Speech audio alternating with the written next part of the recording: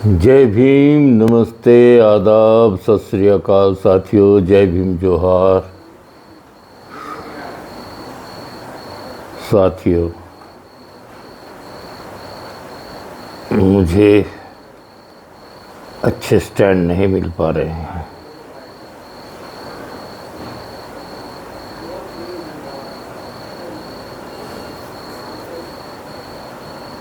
मजबूत स्टैंड होने चाहिए।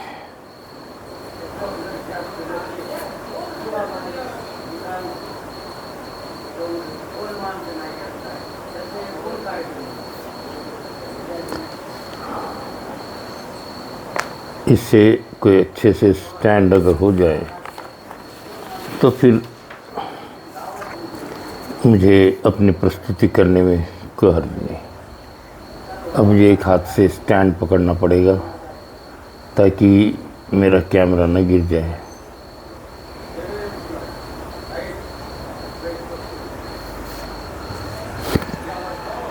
The central conception of Buddhism, the four noble truths. The first noble truth, दुखा, suffering.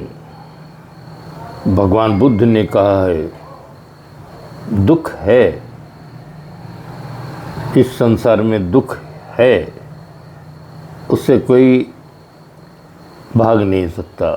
दुख है तो उसका निवारण भी है, कोई तकलीफ है तो उसका निवारण भी है। The four noble truths realized by the Buddha while seated in contemplation under the Bodhi tree at Gaya were made known by him to his erstwhile companions, the five ascetics, when he gave his first sermon. पहले 5 वज्ञ भिक्षुओं को धम्म का ज्ञान जो भगवान बुद्ध को प्राप्त हुआ वह उन्होंने अपने 5 मित्रों के साथ, वो जो ज्ञान था, वो अनुभव था, वो शेयर किया, वो बांटा उनके साथ।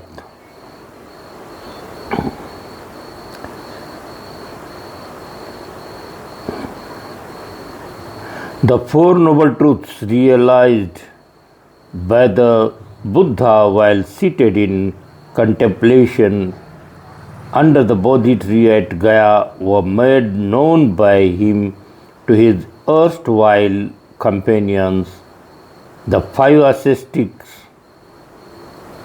when he gave his first sermon at the Deer Park. ये मृगदायिनी वन कहा जाता है। डियर, हिरणों का बागीचा।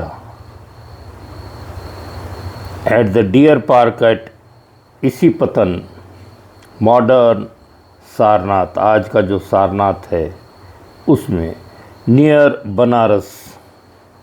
These four noble truths form the central conception of Buddhism. ये जो 4 आर्य सत्य हैं, इस विषय में भगवान बुद्ध ने गहन चिंतन बताया, उसके ऊपर में उपाय बताए। दुख है तो दुख का निवारण भी है, कोई बीमारी है तो उसका इलाज भी है। देवर, ये क्या है 4 आर्य सत्य? दुखा, सफरिंग। समुदया, द अराइजिंग ऑफ सफरिंग्स, ये उदय होती हैं, ये व्यय भी होंगी, ख़त्म भी होंगी। निरोधा, इनका द सेसेशन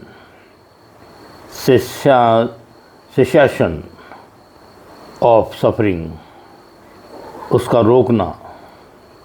मग्गा, the path leading to the cessation of suffering, इसका उच्चाटन करने के लिए हमें जो मार्ग बताया गया है वह अठंगिक मार्ग है।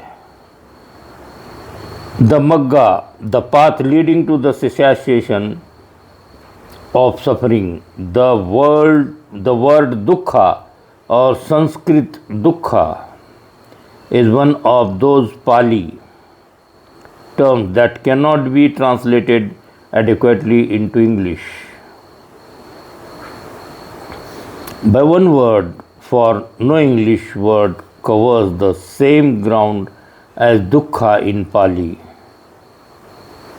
Suffering, ill anguish, unsatisfactoriness are some favorite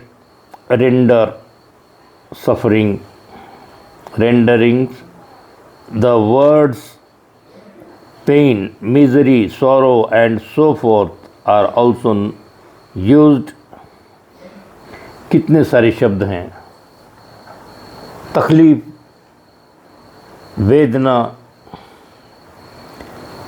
दारिद्रता, किसी भी रूप में हो, दुख दुख है, उसकी क्या व्याख्या? The word dukh, however, includes all that and more than that, though one likes to leave the term untranslated for convenience sake. Both the words suffering and dukkha will be used wherever possible. After a perusal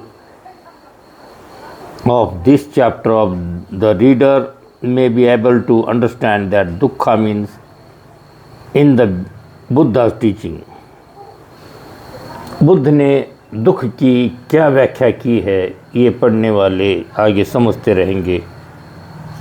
पाली भाषा में इसका अलग मतलब होता है, संस्कृत में अलग मतलब होता है और इंग्लिश में भी इसका कुछ अलग से अर्थ होने लग जाता है।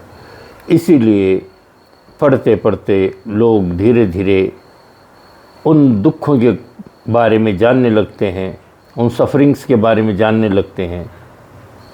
कोई भी कारण हो उसका निराकरण हो सकता है, उससे हम बच सकते हैं, तो वो बचने का मार्ग हम लोगों को ढूंढना होगा।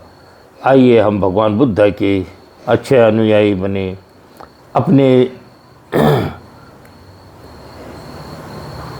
अपने जीवन में ऐसे दुख फिर से ना आए, इसका प्रयास करें।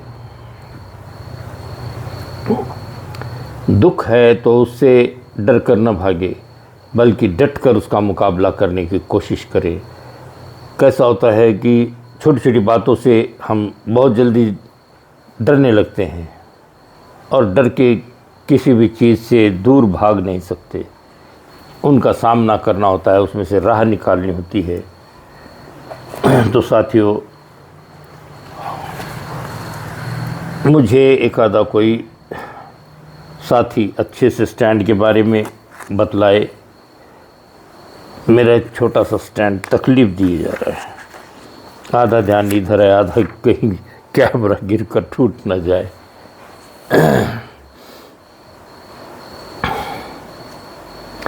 In Buddhism, awakening from ignorance to full knowledge always implies the comprehension of the Four Noble Truths. The enlightened one is called the Buddha simply because he understood the truths in all their fullness. The whole of his first sermon is devoted to the formulation of these truths, for they are the essence of the Buddha's teaching. As the footprint of every creature that walks the earth can be contained in an elephant's footprint, which is preeminent for size, so does the doctrine of the Four Noble Truths embrace all skillful Dhamma, the entire teaching of the Buddha. In the original Pali texts, specifically in the discourse, suttas, सुत्त हैं, भगवान बुद्ध के बताए हुए कहे गए शब्दों को लोगों ने एक दूसरे को बतलाए हैं, तब लिपिबद्ध नहीं हुए थे। ये तीसरी धम्म संहिता में सम्राट अशोक के द्वारा लिपिबद्ध किए गए थे, पाली भाषा में पहली बार। भगवान बुद्ध के 84,000 बुद्ध सूत्र जो हैं, सूत्र 84,000, वो हर पत्थरों पर उकेरे गए थे। लोगों के प्रबोधन के लिए ये सारी बातें थी। प्रियदर्शी सम्राट अशोक को कई कई नामों से, देवानाम प्रिय अशोक दस्सी, बहुत संबोधन थे सम्राट अशोक के। उन्होंने बहुत हर चट्टान पर, बड़ी बड़ी चट्टानों पर उकेरा, स्तंभ खड़े किए 4 मुंह वाले शेरों के। आज भी वो सारी चीज़ें मौजूद हैं, लेकिन एक कटु विचारधारा, जहरीली विचारधारा साथ साथ में काम कर रही है भारत देश के अंदर में, जो तथागत बुद्ध के विचारों को ख़त्म करने का प्रयास कर रही है भारत में। उन्होंने नालंदा विश्वविद्यालय में आग लगाई। 12 विश्वविद्यालय थे, तक्षशिला, नालंदा और विक्रमशिला, वल्लभी, बहुत सारी थी, अब नाम गिनाए कम हैं। उन लोगों ने अच्छे अच्छे जहाँ ग्रंथ थे, 6 महीने तक जो जलती रही वो नालंदा थी। और आज भी सत्ता में बैठे हुए लोग नालंदा का एक भी दरवाज़ा नहीं खुलवा पाए। अंग्रेज़ों ने कोशिश की थी, कनिंघम, उस व्यक्ति ने बहुत सारे चीज़ें खोजी, उनको अच्छी तरह रखा, संभाला, कनिंघम। उसका जितना भी धन्यवाद मनाए बौद्ध धर्मीय लोग, उतना अच्छा हम भारतीय लोगों का वो उनके प्रति हमेशा आदर रहेगा, स्नेह रहेगा। अब भारत स्वतंत्र होकर भी 70-80 साल के बूढ़ी आज़ादी होने लग गई है, लेकिन फिर भी सरकार कोशिश नहीं कर रही है वो उत्खनन करने के लिए। भगवान बुद्ध के वो अवशेष भी नहीं खोजना चाहती है, उसको बर्बाद करने पे टिके हुए है। जो बौद्धों का है, बौद्धों के हवाले महाबोधि महाविहार नहीं कर पा रहे, इतना लालच वहाँ के पंडित पुजारियों को भी लगा हुआ है। वो छोड़ क्यों नहीं रहे भगवान बुद्ध का? क्योंकि उनका वहाँ उस धम्म से कोई रिलेशन नहीं है, किसी प्रकार का कोई संबंध नहीं आता है। देखिए, अपने मंदिरों में तो आप बड़े चाव से लिख कर लगा देते हैं, शूद्र आदि को मंदिर प्रवेश बंद है, वर्ज्य है। फिर आपको इतना अधिकार किसने दे दिया कि आपको सारे अधिकार मिल जाते हैं? 10% अभी आरक्षण का आप लाभ उठा रहे हैं, इकोनॉमिकल वीकर सेक्शन में घुस गए आप। फिर अब जो अधिकार SC ST OBC के हैं, उन पर भी आप आरक्षण का कोई वो नहीं कर रहे हैं। भाई, जब आपका भला हो रहा है तो आप अन्य वर्ग को दीजिए ना लाभ। सत्ता में बैठे हुए लोगों से मेरा एक अनुरोध है कि नालंदा की और खुदाई होनी चाहिए, उसका मेन दरवाज़ा आज तक नहीं मिल पाया है।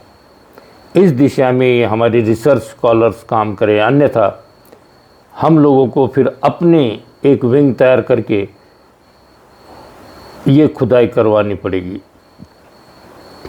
इसमें जितने बौद्ध राष्ट्र हैं उन सब से हमें मदद की गुहार करनी पड़ेगी, क्योंकि जो सदियों से आर्थिक पिछड़ा हुआ समाज है उसके पास इतना धन भी नहीं है, और जो धन आ रहा है विदेशों से, जो फंडिंग आ रही है, उस पर दूसरे लोग मौज उड़ा रहे हैं। उस धन का दुरुपयोग किया जा रहा है, अन्य वर्गों को दबाने के लिए उस धन का उपयोग हो रहा है। अगर ये नेपाल की तरह अभी जो नए युवा राज सत्ता में आए हैं लोग, उन लोगों ने अच्छे कायदे कानून बनाए हैं, एक अच्छी पहल की है। शिक्षित समाज उन्नति की ओर ले जाता है देश को, और अशिक्षित व्यक्ति बर्बादी की तरफ देश को झुका देता है। ये फ़र्क होता है। साथियों, हम लोगों को सजग रहकर एक अच्छी लड़ाई, हेल्दी लड़ाई करनी है, न कि खून खराबे वाली कोई लड़ाई की मैं बात कर रहा हूँ।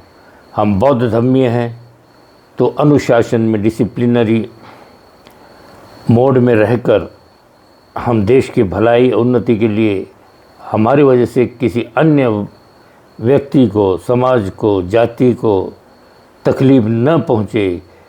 इंसान हैं, इंसानों की तरह हम अपने हक अधिकार लें। इतना ही मिलते हैं अगले अपने विचारों के साथ। जय भीम, नमो बुद्धाय साथियों।